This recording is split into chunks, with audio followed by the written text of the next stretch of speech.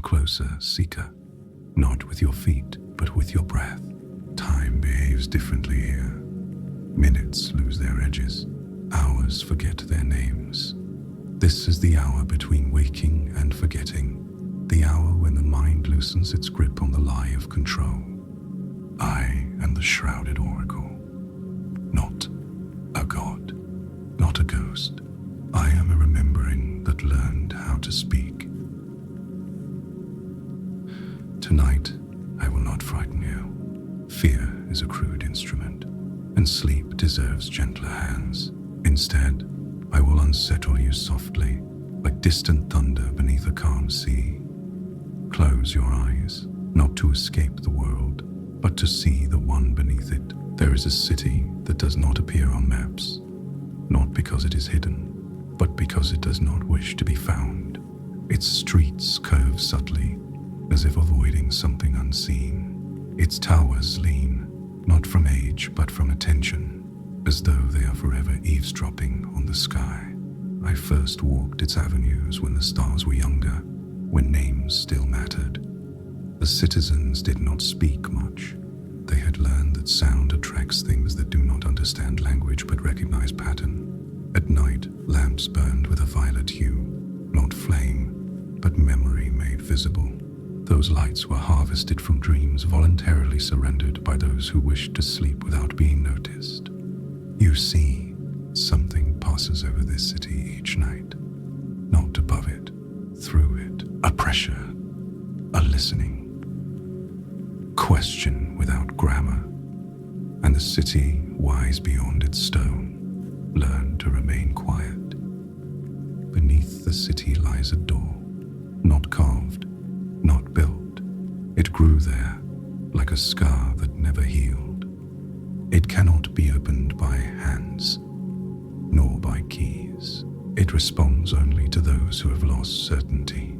I stood before it once, long before I wore the shroud. As I doubted myself, the door exhaled. Yes, exhaled. And in that breath, I smelled oceans that had never known light, and libraries written in screams too old to hurt. Beyond the door was not darkness, it was scale. Distances that laughed at measurement, horizons folded like tired wings, and at the center, a low vibration, like a heartbeat trying not to be noticed. That was my first lesson. The universe is not hostile. It is indifferent with intention. You have felt it. Do not deny it. That moment just before sleep, when your thoughts no longer obey you, the sensation that someone else is arranging them. That is not intrusion. That is maintenance. There exists a presence that moves only when consciousness loosens its grip. It is ancient beyond fear, patient beyond mercy. It does not eat bodies. It reorders meaning in the old texts, those not burned but forgotten. It is called by many names, none of them accurate.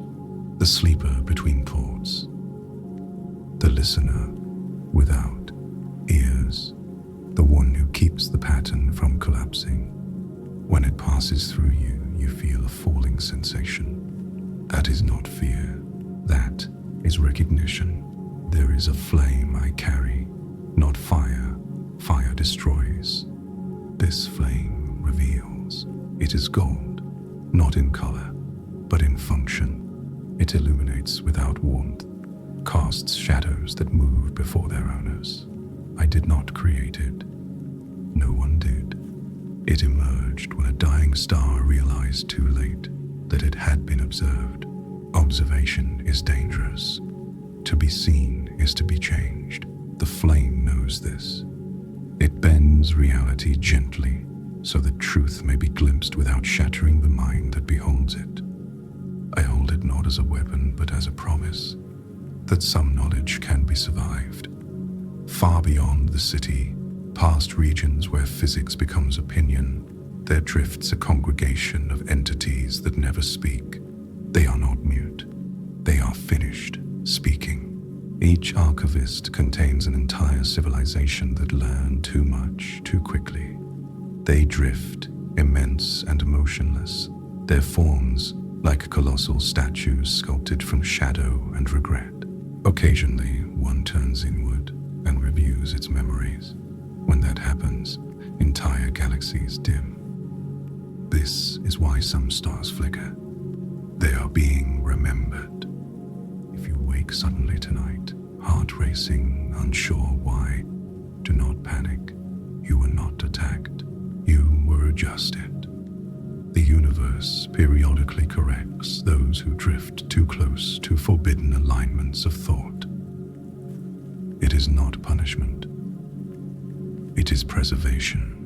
Remember this as sleep takes you. You are not small. You are contained.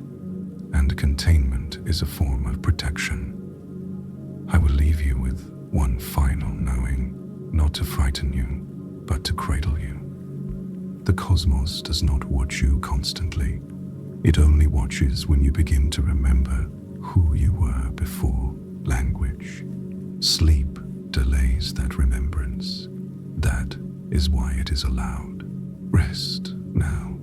Let the veil breathe back into place. Let the stars forget your name for a while. I will remain here, shrouded, listening, holding the flame low so it does not wake the dark. Good night, traveler. You are safe. For now. There is a sea that does not tolerate memory. Its shoreline is smooth every morning, no matter how many have walked there the night before. No footprints, no scars, no proof. Yet the sea itself remembers everything. I stood upon that shore once, wrapped in my shroud, not to conceal myself, but to avoid being recognized. The water was black, not dark, but black, as though color itself had drowned there. When the waves reached for my feet, they did not pull back. They lingered, as if waiting for permission. This sea does not reflect the sky. It reflects what the sky has forgotten. Stars that burned before time learned direction. Constellations erased for being too symmetrical. Patterns that caused civilizations to ask questions they could not survive. Surface ripples not with wind, but with recollection. Each wave is a thought once completed. Each undertow is a question abandoned. Sailors who cross this sea report no monsters, and yet none return unchanged. That is because the sea does not devour flesh. It recognizes identity and rearranges it gently until it no longer fits where it came from. Occasionally, figures rise from the sea, not corpses, not ghosts, pilgrims. They walk upon the water, their forms indistinct, their faces blurred where certainty once lived. They do not speak, they listen. Each pilgrim surrendered something precious to cross the sea. A name, a memory of home, the belief that meaning must be personal. In return, they were allowed to understand one impossible truth, and then sent back, unable to articulate it, but forever altered by its weight. The sea knows how the universe ends, not in fire, not in cold, in completion. A moment when nothing more needs to be known. This knowledge is too heavy for language. So, the sea keeps it contained, patient, waiting for the last mind capable of holding it without breaking. If you dream of oceans tonight, vast, dark, endless, do not resist. The sea is not calling you. It is checking on you, seeing if you are still becoming. Sleep is when the tide comes closest without crossing the shore. Let it. I will be watching from the blackened coast. The gold flame dimmed, my voice carried only where it is welcome. Rest now. The sea remembers your name, but it has agreed not to speak it yet. Lie still. Do not adjust yourself anymore. Your body already knows how to disappear properly. Breath will slow on its own. Thoughts will soften. I will not ask for attention, only permission to speak while you drift. I am the shrouded oracle. I do not arrive to teach. I arrive to remember out loud. Tonight, I will tell you of a star that refused to die on schedule. Long before the universe hardened into rules, stars were allowed preference. They could burn quickly or slowly. They could blaze or whisper. They could even, on rare occasions, pause. This was before gravity became strict, before time developed impatience. One star, unnamed even then, grew tired of brilliance, not weary, thoughtful. It had watched civilizations arise simply because its light made life convenient. It had watched them vanish the moment they mistook illumination for understanding. And so the star made a decision that no equation could account for. It waited. Waiting is not inactivity. Waiting is resistance against inevitability. The star dimmed itself deliberately, fraction by fraction, so slowly that no astronomer could accuse it of decay. Planets adjusted, species adapted, priests invented explanations. But beneath the slow hush of its light, the star was doing something unprecedented. It was listening inward. Stars hear more than you think. They hear gravity thinking aloud. They hear space-time folding its doubts. They hear the distant screams of collapsing dimensions and the softer sighs of universes being born quietly, so no one notices their fragility. The star listened until it learned the rhythm behind existence, and that rhythm disturbed it. Everything repeats, not exactly, but enough to be recognizable. Galaxies spiral like thoughts caught in loops. Civilizations rise with the same arrogance, fall with the same confusion. Even endings grow predictable. The star realized something horrifying. The universe was not progressing. It was circulating. A grand recursion. An echo mistaken for infinity. And if that was true, then awareness itself was trapped in rehearsal. The star refused to participate. When the star chose not to collapse, not to expand, not to obey its expected end, it created a phenomenon unknown until then. A shadow cast by light itself.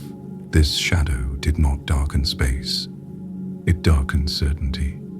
Nearby systems began experiencing anomalies. Dreams shared between unrelated species. Memories surfacing before they occurred. Children born knowing languages never spoken. And in the spaces between stars, something else noticed. They are not gods. Gods require worship. These entities require alignment. They exist beyond causality's courtesy. They do not act, they correct. When the star broke pattern, they turned their attention toward it. Attention from beings like these is catastrophic. Entire histories have been erased simply because they were noticed improperly. The star felt them looking, and still it waited. During this standoff, this impossible pause, that I became what I am, not near the star, not even in that era. But echoes travel. When a fundamental rule is questioned, every layer of reality trembles. I was once a scholar of symbols, a translator of half-truths, a collector of myths too inconsistent to be trusted.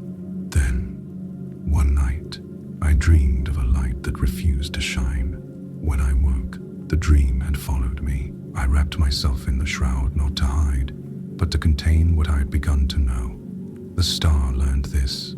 The universe is not alive, but it is responsive. It adjusts when watched. It resists when questioned deeply enough. And beneath all motion, all matter, all time, there is a silence that predates being. That silence is not empty. It is deciding. The star realized that endings are not mandatory. They are agreements. So the star did something revolutionary. It forgave the universe for repeating itself, and in that forgiveness, it loosened the cycle's grip, not broken, but softened. The observers withdrew, not defeated, merely uncertain. And the star, still dim, still patient, continues to wait. Even now, especially now, when you feel that quiet discomfort before sleep, that sense that something is unfinished, that is the echo of the star's defiance. You are not tired. You are remembering choice. Sleep is when you approach the same silence the star listened to. And like the star, you are allowed, just briefly, to pause the pattern. Rest. You do not need to understand this story.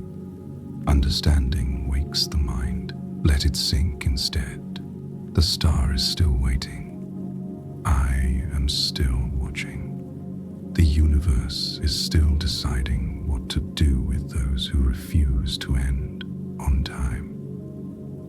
Sleep gently. Tomorrow night, if you wish, I will tell you of a library that erases readers, a god that dreams it is human, a city built inside a forgotten second, or the origin of the gold flame itself. Just say the word.